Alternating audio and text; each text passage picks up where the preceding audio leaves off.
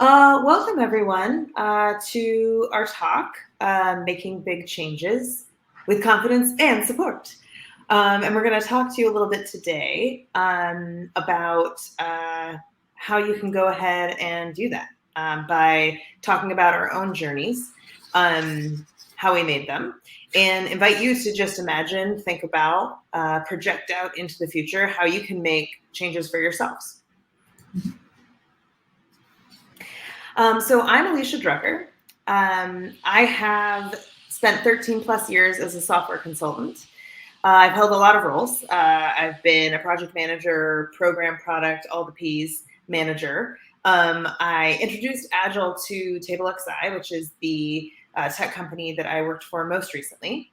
And I held many different titles at the company. I was there for almost 10 years. So I was the director of delivery for a little bit, which isn't a title that means much, but it basically means I was driving change and working on strategy. And 5 or so years ago, I joined the executive team and I ended my term at TableXI as the Chief Employee Experience Officer. And I've made a few big changes lately. So I've transitioned from technology consulting to nonprofit work, leveraging tech skills. And I've also moved from Seattle, Washington, to Spain, to Valencia, Spain. A little bit more about my story. So I grew up in Seattle. I moved to Chicago for school. I went to Northwestern and I majored in English Lit and sociology. I was able to study abroad in Scotland, which was a lot of fun. Right after I graduated, I moved to Japan and taught English for a year. And then with those majors that I mentioned, I kind of fell ass backward into tech. I interviewed at a tech company and became a technology consultant. I spent some time in India as well.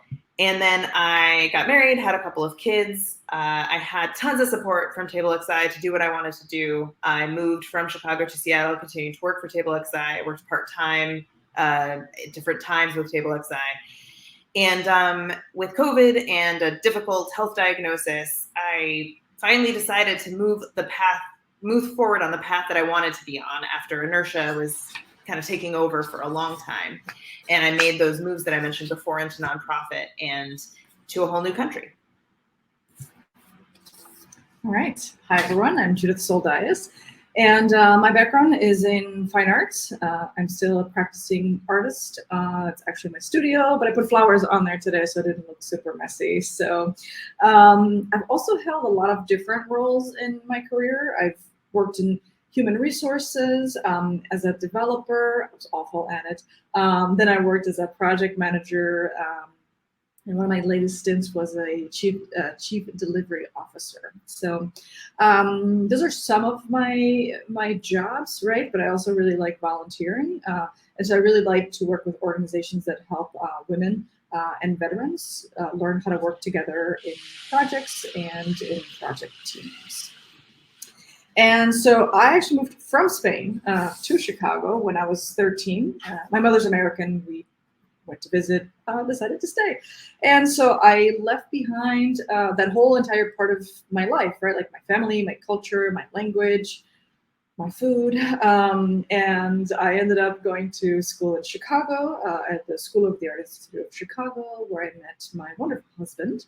And I began a professional career in the roles that I had mentioned before. So while I was doing that work, I was also visiting. I tried to visit at least once a year and, see my family again. So at some point I really started missing like actually being there. And a few years ago, I just made the decision to move back and I worked to make that happen. So now I live in Girona, which is about an hour and a half north of Barcelona. And for me, like when I think about like what sparked that change, it was fairly gradual in the sense that, I had mentioned that I've been going, back to visit family every year, etc.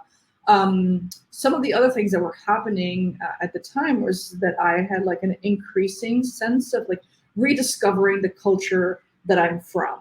But this time like as an adult, right? Not just like the things that I learned in school. And so it was on one trip that I decided I was just going to retire here. I remember it was just like such a sense of like peace and calm for me.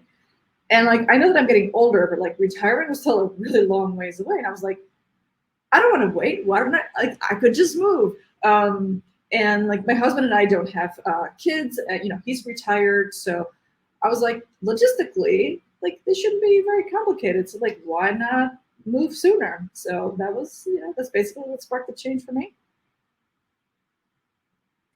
And for me, it was both gradual and there was a catalyst. So it's been about 10 years that I've been really thinking about wanting to move abroad again after having some experiences many years ago abroad. And also about 10 years that I've been thinking about moving into nonprofit or counseling work, something like that. And then 10 days after COVID hit Seattle, I was diagnosed with breast cancer. And it really made me think hard about doing the things that I had been talking about for so long, because, you're not guaranteed anything here, right? And there had been these huge changes I wanted to make that I had just been sitting on because I was in a comfortable situation. And I really liked the people I was working with. I liked the company I was working for. It was stable. But I got this push, right? This surprising push. And I realized I wanted to move away from the script I'd been following for so long. And I'll have more on that later, the script.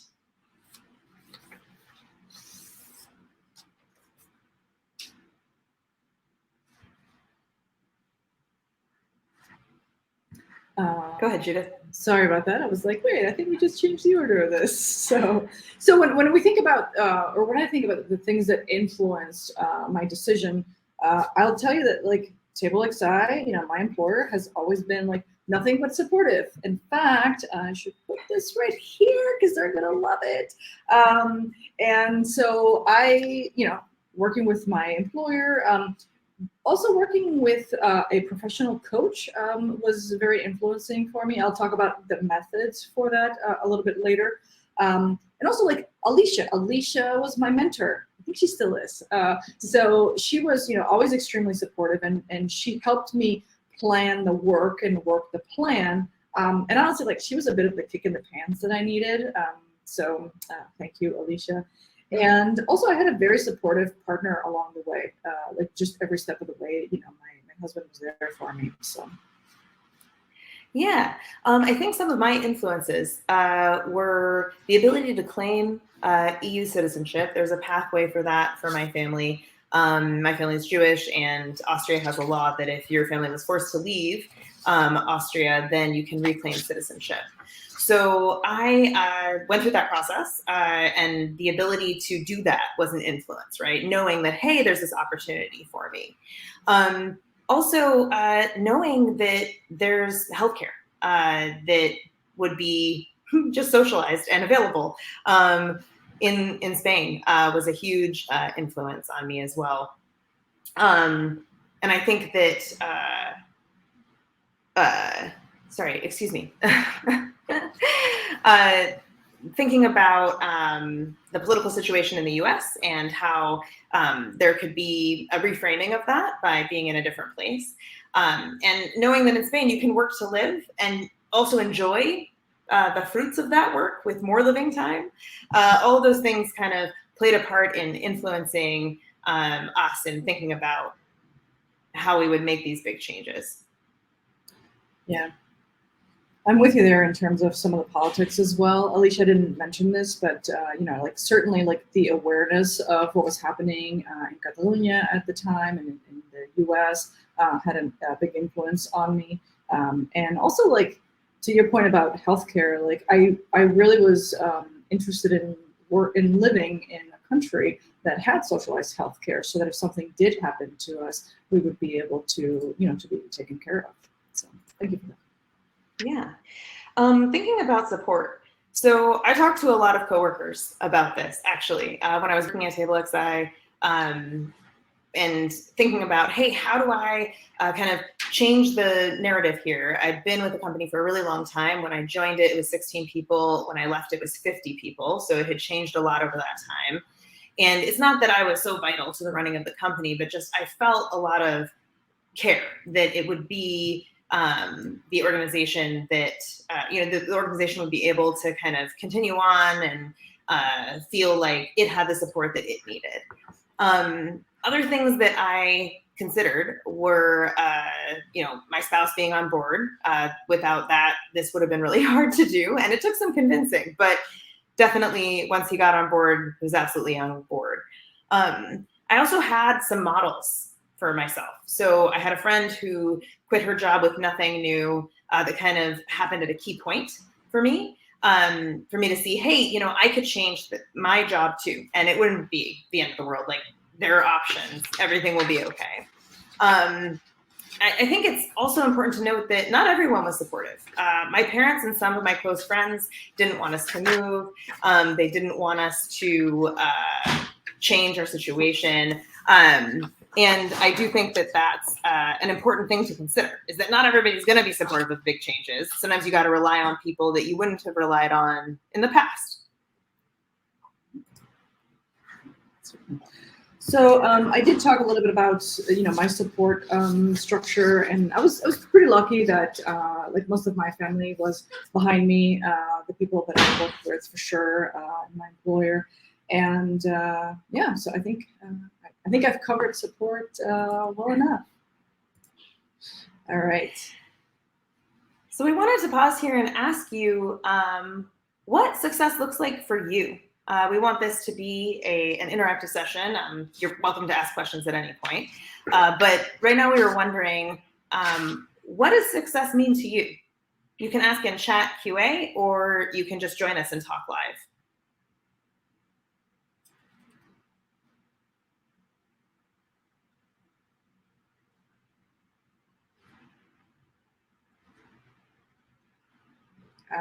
Financial independence. Absolutely.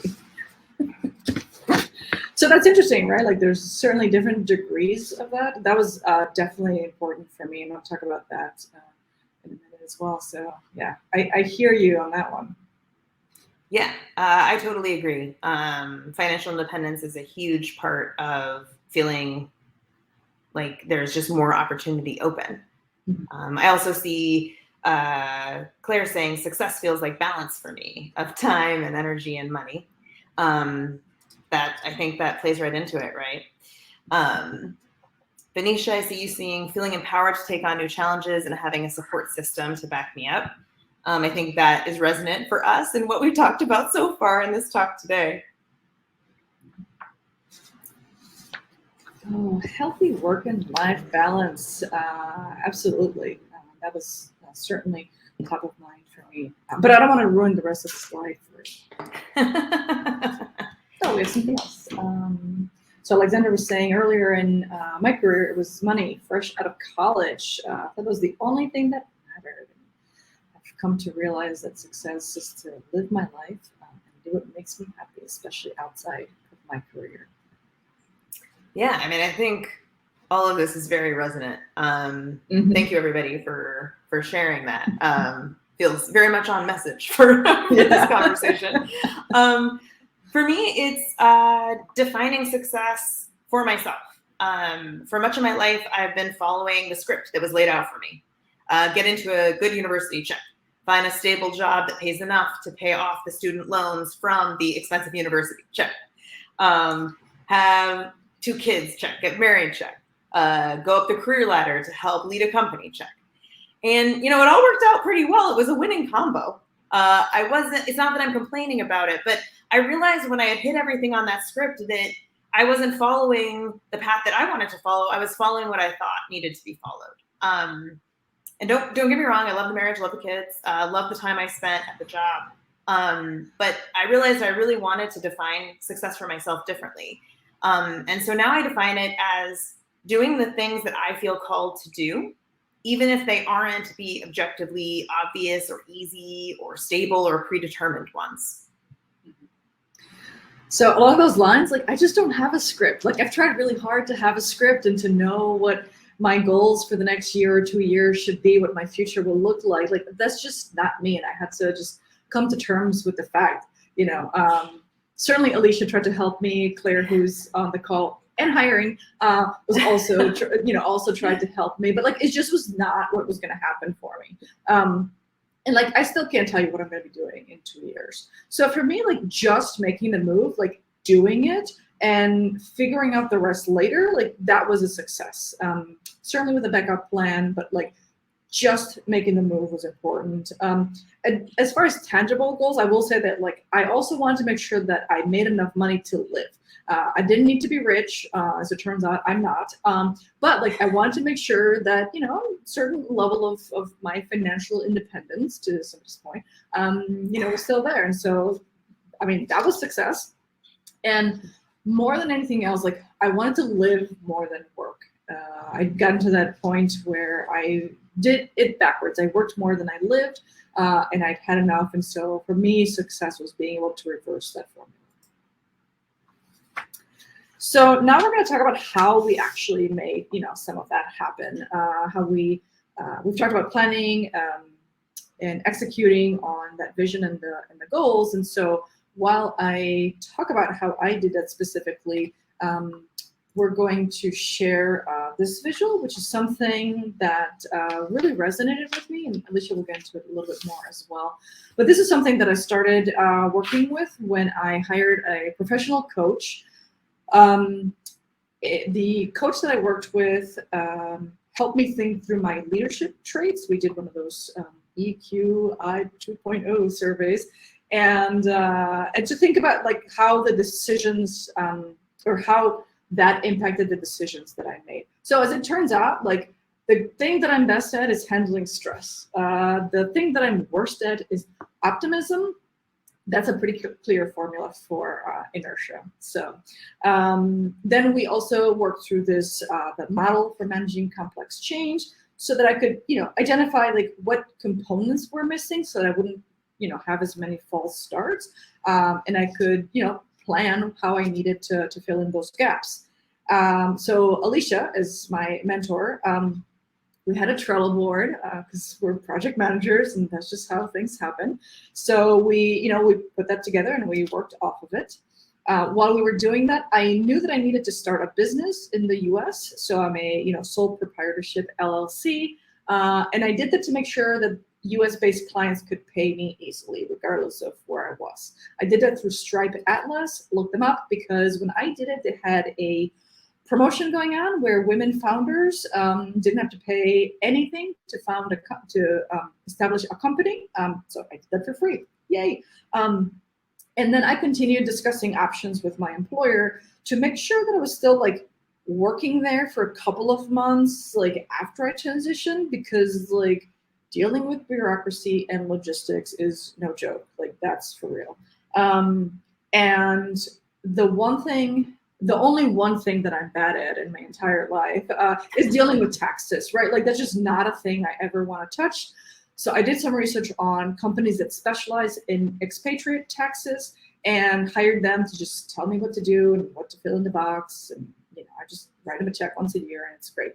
And then I also hired an attorney to deal with my husband's citizenship status because it was hard enough for me, and I'm already a citizen. So I wanted to pay somebody else to deal with the burden of the legal stuff. So that's how I executed that. Yeah, thank you, Judith. I think that one of the things I really like about this model is that it kind of points out that you can have a lot of the things that you need to make something happen, and still, if you're missing some parts, it can make it hard to make forward progress. So Judith and I are project managers. What we do for a living is make things happen, right? We make projects happen, we make delivery happen. And yet, even with that, we struggled with inertia. And I think it's important to note that the purple column there all the way on the right is a little simplified. I mean, it's not like, hey, if you're just missing skills, that's the only time you'll have anxiety. So, it's a little simplified. But I think in our stories, or in my story specifically, I had a vision that was a little cloudy, but there was a vision there. And I didn't have an action plan that I felt really good about for a long time. And then there were times where I felt like I didn't have the skills, where I was like, how will my work as a technologist transfer into nonprofit? How will that go? Will people see it? And there were times where the incentives were missing, especially considering like for the kids, depending on, my kids are currently 5 and 8. Well, we considered, could we do this when they were younger? Like, is the risk reward going to pay off there with little ones? So it's an interesting model to kind of think about when you're saying, okay, like the vision is really important because you have to know what it is that you're trying to do. And the action plan is also really important because if you don't have a way to get there, it's going to be hard. And, I'm still missing some skills that I would like to have. I don't speak Spanish as well as I would like to yet. And here I am in Spain already. So there's ways to think about this as a tool. It's also really open-ended, right? Success is what you define it to be. So, we had a lot of people describe, hey, this is what success means to me. And maybe you can make it more specific or more, high level, but you can apply something like this to it and see how change could happen, I think, more easily than when you're trying to boil the ocean. Or in my case, looking at too many details at once was often something that I was struggling with. So for me, the way that I approach this is I talked to TableXI about wanting to make a change. They were super supportive, as I mentioned before. When I left TableXI in December 2020, I started interviewing for nonprofit jobs, and I ended up getting a job at Lambert House, which is an LGBTQ youth center that I'd volunteered with for many years. And I spent 6 months working in the nonprofit world with them. And they took a chance on me, right, by saying, hey, we're going to let you work for 6 months. And then even though we want somebody who's going to be more permanent, because I planned to leave them before coming to Spain because they wanted somebody in person. And I was able to leverage my tech skills to help them with a bunch of projects that they had struggled with, So there were some things that fit into place. And part of that is that I had planned really well for it, right? I was like, okay, I'm going to communicate really openly, really transparently, because I have these 2 big changes I want to make. And if I don't do that, I don't see how it's going to be successful. And then I made a spreadsheet of countries in Europe because, again, project manager. And I had 4 criteria that were really important to my family, which was weather. As Judith was chatting about before the talk began, it's a little hot in Valencia right now, but I still feel good about the weather choice. Friendliness of the people, which has been incredible. Spanish people in Valencia, amazing. Cost of living, which was definitely a consideration. And usefulness of the language. So Spanish is super useful and felt like it could be applicable in so many different countries and regions. So Spain came out ahead every time on these criteria. Knowing that Judith was here and that she had already made the move was definitely something that pushed us a little. And she has already been amazingly helpful, even though we do not live very close together in Spain, but she has visited and helped us out already. So I did a lot of research. I thought a lot about how I could make this happen. And I ended up hiring a relocation person to assist me because I know from my own experience that having somebody who is an expert in something is worth paying money for. And it has made our transition a lot easier than it would have been otherwise. And that's some of the ways that we thought through this, planned it, and executed it. We wanted to leave you with a couple reflections. So, thinking about how to make some of the things that we've been talking about actionable. So one thing that I would say is you got to listen to your gut. So what changes have been calling to you? I obviously had like a really serious issue that came up in my life that pushed me. And I still ponder, like, why did I have to be diagnosed with breast cancer to finally do the things that I've been talking about doing? I think it's really important to listen to the things that you want to do, the changes you want to make. It still took both Judith and I some time to overcome the inertia and make things happen, even after we decided things. And we are people who do things and make things happen. And still, it was a struggle. I also think it's important to think about success, as we've asked you to do and talked about a little bit during this talk. How will you define success in this endeavor? What does it mean to you? And I think that's really important because what success means to my parents, some of my close friends, some of the people that I went to college with is not how I define success any longer. And I think knowing what it is for you and staying true to that is really important. Another thing is finding good supports. So not everyone's going to see your vision. You can find people who do. And an employer that offers flexibility and views you as a person first and an employee second can be vital for making a change like this. And also just finding your people, right? Finding the people who are doing or want to do the same things that you want to do. Listen to those people. So as you're doing all this and thinking through your vision and your goals and defining that, the other important part is, doing the planning. So planning carefully and executing intentionally. I think that's actually a quote from Alicia. But it matters, right? Like that's how things are going to get done. We're not just saying that because we're project managers. It's really true. But like, what system can you use to make that happen? I don't know. Like for me, it was Trello. For Alicia, it was spreadsheet. I don't care if you use a piece of paper. It doesn't matter. It's just like whatever needs to work, like whatever's going to work for you. Figure that out so that you can continue making progress. It is a big step. And then finally, like just remember that you're going through a big change, right? Like even within that, things are going to change. Like I can't tell you how many times I planned for a thing that ended up changing anyway. So like have a plan for how you deal with that as it comes up. And then my last point for today is it's related to the pandemic, right? So COVID has been horrific in every way. But one of the side effects that has come from that is that companies are much more open to work now, to distributed work now than they were years ago. Certainly, like when Alicia moved from Chicago to Seattle, that wasn't really even a thing. And then when I moved here, it was pre-COVID, and I was really scared about that change. Like, who's going to hire me? 6-7 hours apart from where they are. Companies are a lot more open to that, not just like distributed work, but overseas work as well. So you gotta have your LLC. So those are, some of the tips and reflections that we had for you. And we just want to make sure that we thank you for your time today. Hopefully we've inspired you a little bit to, at least in some small way. Please don't hesitate to reach out to us on LinkedIn. We're here if you have questions, and we have a couple of minutes for questions now. So we'll move to the chat and see how we can help you. Feel free to join us as well. Like you can just turn your video and audio on for us. Yeah, I saw that Deanna asked, when you worked more than you lived, did you enjoy the work you did? Or was it one of those things on the checklist? And I think for me, I did like the work a lot. Like it was really great. That's why I did it for 10 years, 13 years, really, if we include all the time that I spent doing it. But I do think that there was more of it sometimes than I wanted. And too much of a good thing can sometimes be a little too much. So that's how I feel about that. I see Alexander said that there's an idolization of European work culture.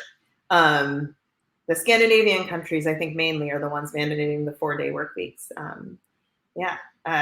Neither of us are currently working for Spanish companies.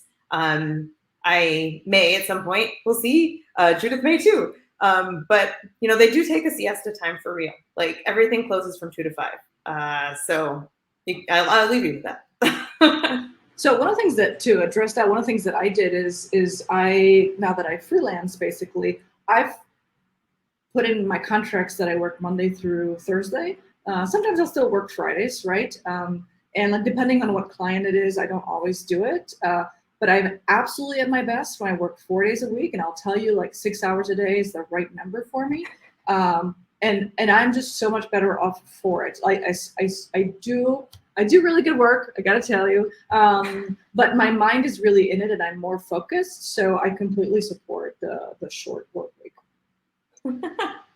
Hey, Judith and Alicia, just because we are about out of time, I know there was one more question from Christine, if you want to grab that last question before we are out of here.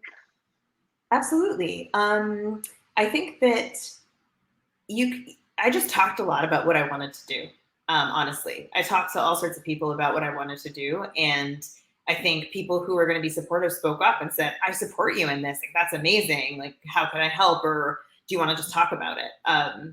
So that's definitely how I found the people. Yeah, all my support structure came basically from my colleagues, like current and former, much less so from my family. which was interesting because the support came from people who knew that I was good at my job and that I could continue doing it elsewhere, which helped alleviate a lot of that sort of imposter syndrome that I both hate to talk about, but also acknowledge that I sometimes have. So for me, my peers really were extremely supportive, and that's where I would encourage you to look as well. Yeah. And Judith, if you could flip to just the last slide. Oh, we have a last slide, my goodness. No worries.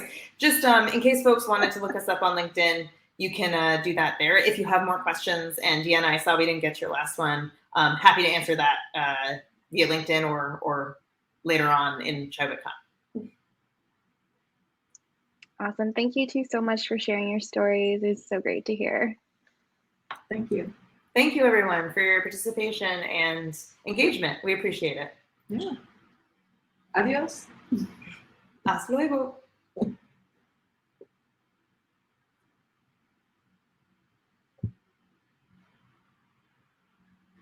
I wish I was here.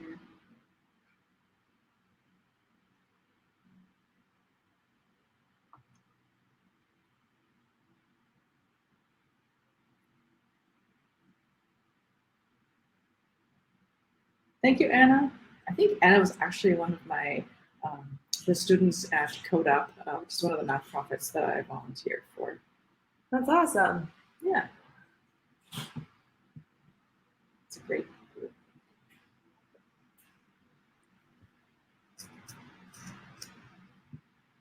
Thanks for reminding me to put up that thank you slide, because it's like, oh, You're welcome. that was done. And that's how things go, folks.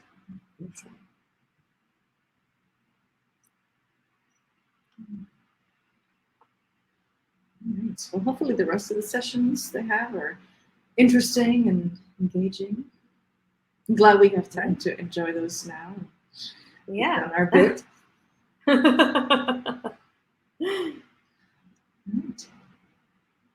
Right. It doesn't look like they have there's any more questions. So that's good. We can probably head out. I think so. Cool. Thanks again for anybody still here. Yeah. Thank you all.